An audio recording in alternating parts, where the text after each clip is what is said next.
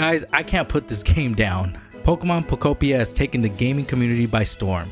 Fans of the franchise that have trashed Game Freak and the Pokemon Company over the last few years, especially in the Switch era, have came back to the franchise, and it's not even a mainline title.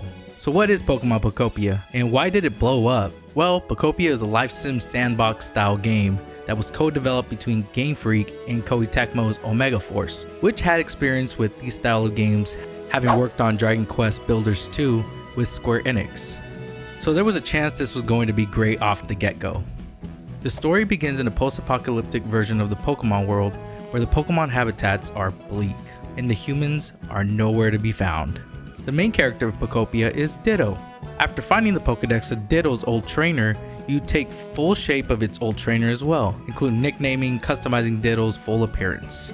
Also, you will meet Professor Tangrowth, and both of you will team up to rebuild the various habitats and grow the environment scores of the different areas to help the Pokemon population grow and solve the mystery behind the disappearances of humans.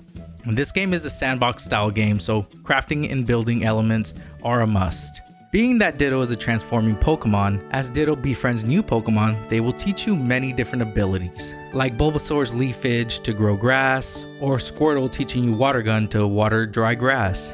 Using these abilities will drain your PP bar, which can be refilled by eating berries or using a Pokemon Center when you rebuild it. There are many abilities that you will learn, and each of them will help you in many different ways to find resources to build more intricate habitats to attract one of 300 different Pokemon that Pokopia has to offer, and also helping you with your goal of making everybody feel comfortable in their new home. The game also follows the date and time of the Switch 2, so some Pokemon might even appear at night, and the more Pokemon you befriend, the more they will help you rebuild centers, homes, and cultivate this new world you're trying to rebuild.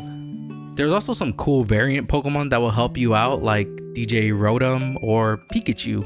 As is with most Pokemon games, there's still no voice acting, but in a weird way, the Pokemon that inhabit your world all have their own little personalities that shine when you talk to them to complete the little small task or build a piece of furniture for them. It's even funny when you interrupt a conversation of like Spinarank and a Voltorb and they tell you that they're each other's best friends. Like, these Pokemon have a mind of their own and interact with the world that you're building for them.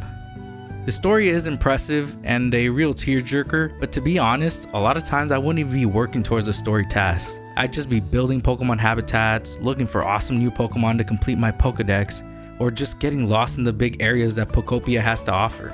Like in one of the areas, there's these underground railroad tracks that lead to a volcano area, and somehow I ended up in some like space museum with a DJ booth. And for the life of me, I couldn't find my way back to the Pokemon Center. And that's where a game like Scarlet and Violet fails. And it's those moments that really made me not want to put this game down and continue looking and exploring. And I think that's my favorite part about Pokopia. It's the freedom to play the game in whatever way you want. If you want to spend 20, 30, 40 hours in the opening areas, go ahead. Or if you want to blast through the story tasks, and you could do that too. Pokopia is your story. Keep in mind though that this is not like Minecraft. This is not a full empty sandbox game. Most areas are based on different locations of the Pokemon world. But for those creatives out there, there's an area called Pallet Town, or whatever you want to name it, that's fully empty that you can build to your heart's desire. Or you could just destroy an area and build an underground tunnel system. I don't know, I'm not that creative. Now the only real negative I had was the storage system, because you can expand it by buying backpack space in the PC as you make your way through the different areas or crafting different storages. But I would completely forget what and where I would store an item that I would need for later on in the game. Like a bunch of light posts I needed to complete a request in Bleak Beach, and I somehow placed them all in the starting area and wasted like 40 minutes checking each of the boxes till I found them. I wish there was like a better way to organize yourself, but aside from that, this game is completely fun and a wonderful way to explore the Pokemon world.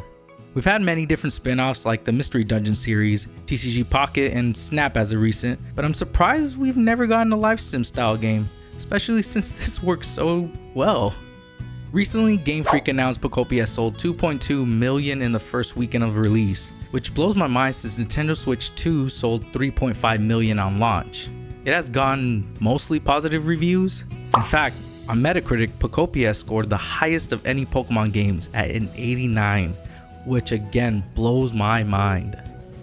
This is a Switch 2 exclusive and a game keycard if that matters to you though. Personally, I was gonna put it off for a little bit, but once I saw all the awesome reviews, that's when I fully decided to jump into it. Now, if I'm putting a score on it, I'd say like a 9 out of 10, but nevertheless, I do recommend you try it out because it's quite an enjoyable game, and I think fans and non-fans of Pokemon will definitely enjoy it. But what do you think about Pokopia? Have you played it yet? And if you haven't, what's holding you back from it? Let me know in the comments.